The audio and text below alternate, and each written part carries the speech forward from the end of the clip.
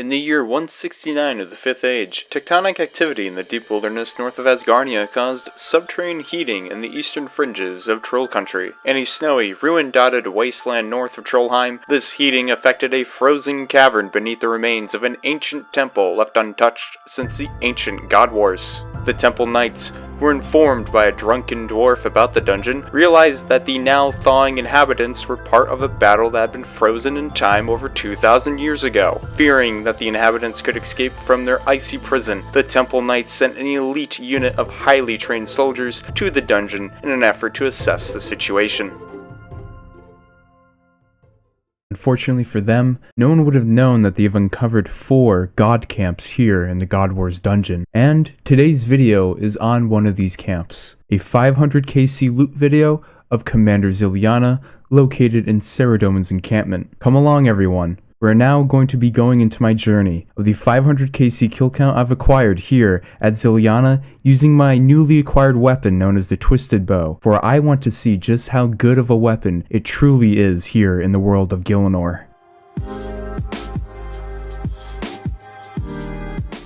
So before I continue on with my experience here at Zilyana, let's talk about the drops that Zilyana has. So the first thing up is uniques, and that would be the Saradomin Sword, Saradomin's Light, Armadillo Crossbow, Saradomin Hilt, Godsword Shard 1, 2, and 3. Now, the Saradomin Sword, in case you didn't know, that's used for strength training. Saradomin's Light is used to get rid of the darkness in Krill's lair in the Zami Fortress in God Wars Dungeon. Armadillo Crossbow is the best in slot crossbow in the game. Finally, Saradomin's Hilt is used as a component. You combine it with the Godsword Shards 1, 2, and 3 to make the Saradomin's Godsword, which is used for Inferno and other pieces of content where you need to sustain yourself with prayer and HP. Now, Zilyana does have some alch drops, although they're not really that great.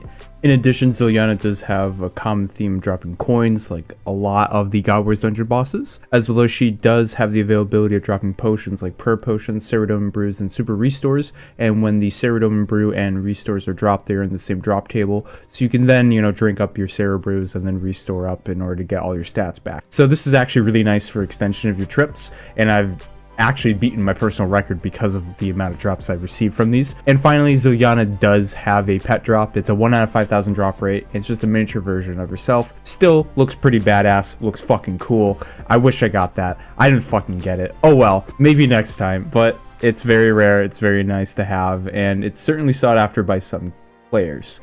Now with that, guys, let's talk about my experience here at Zilyana.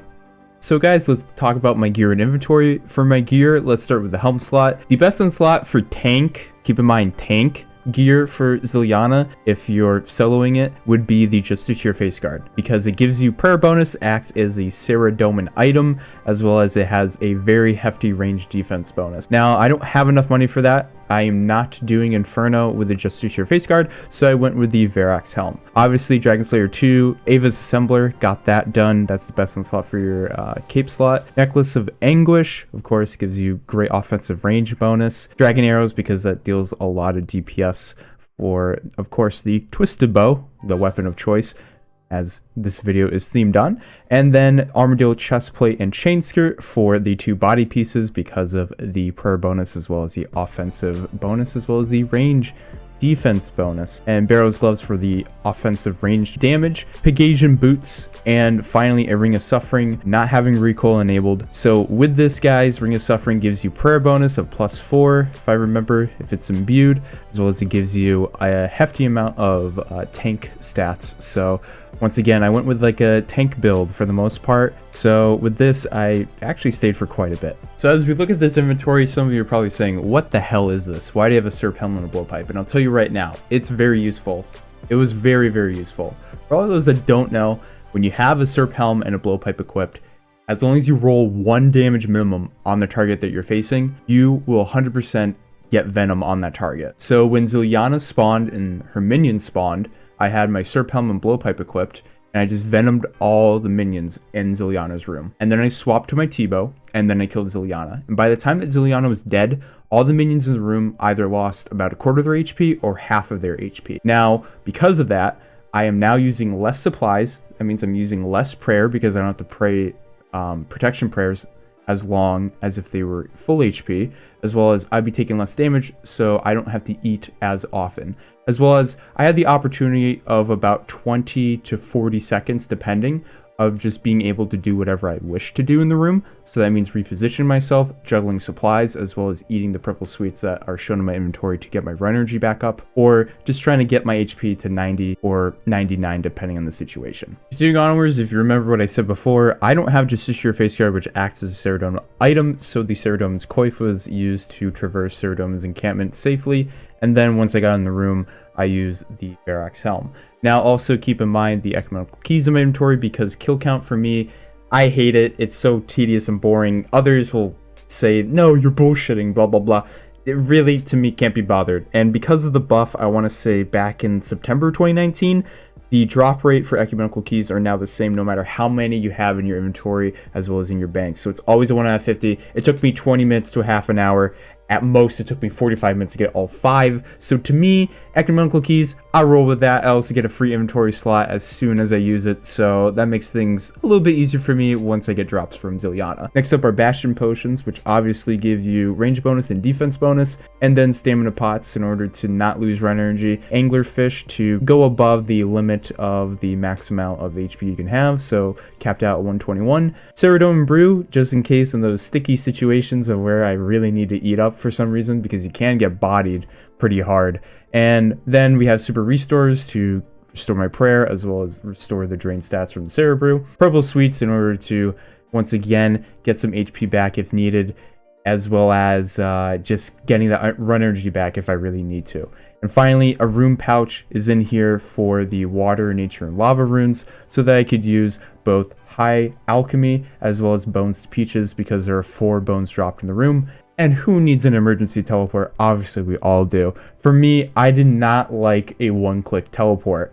I like the flex, so I want to use a construction cape. Okay.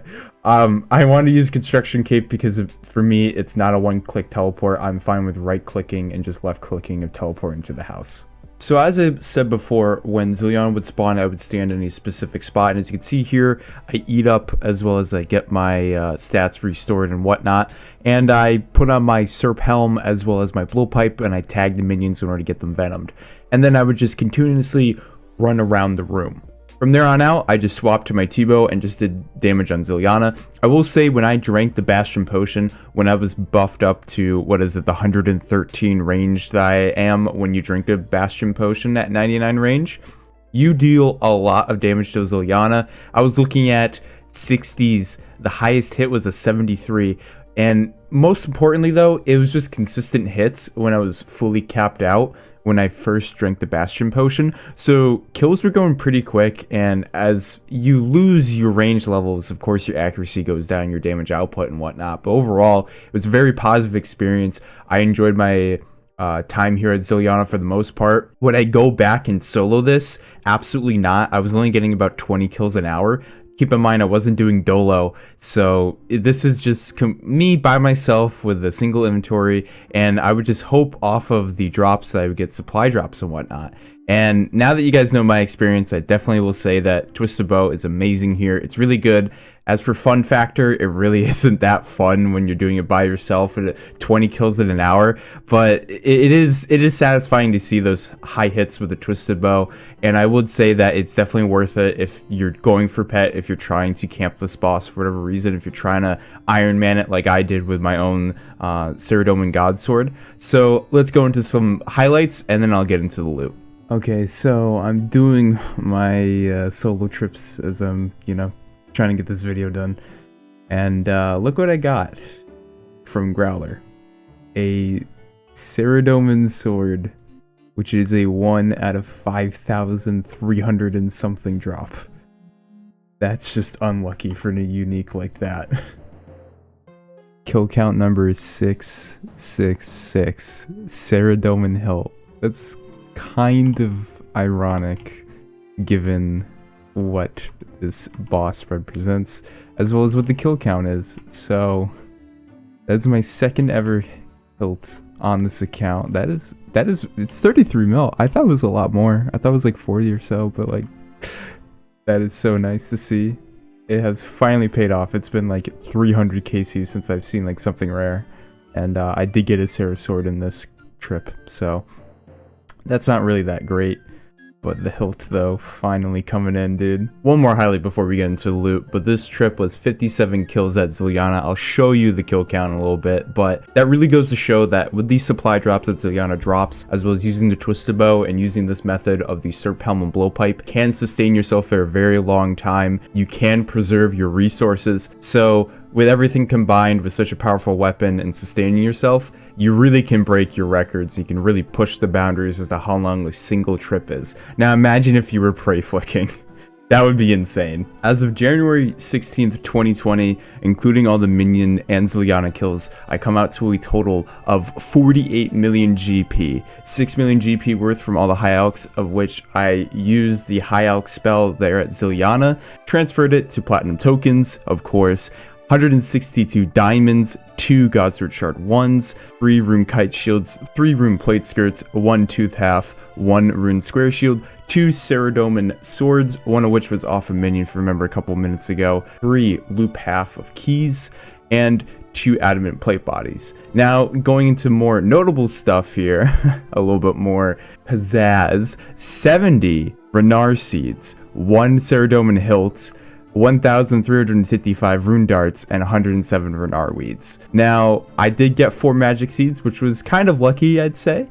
But overall, all the other stuff, not that interesting, and I probably spent, I'm going to say 10 to 12 mil in supplies. I know for a fact that I spent about 7 mil or so in purple sweets, so because of that, as well as all the other things, you know, scales and darts and potions, let's roughly get to 10 to 12 mil spent in supplies. So really, I only made about 36 to 38 mil from this. But overall, guys, I hope you enjoyed this. As always, guys, thank you to our channel membership supporters, and those shoutouts go to Kevin Ace and Josh Sterling. My name's Shankamuffin. I'm signing out. Please enjoy this outro.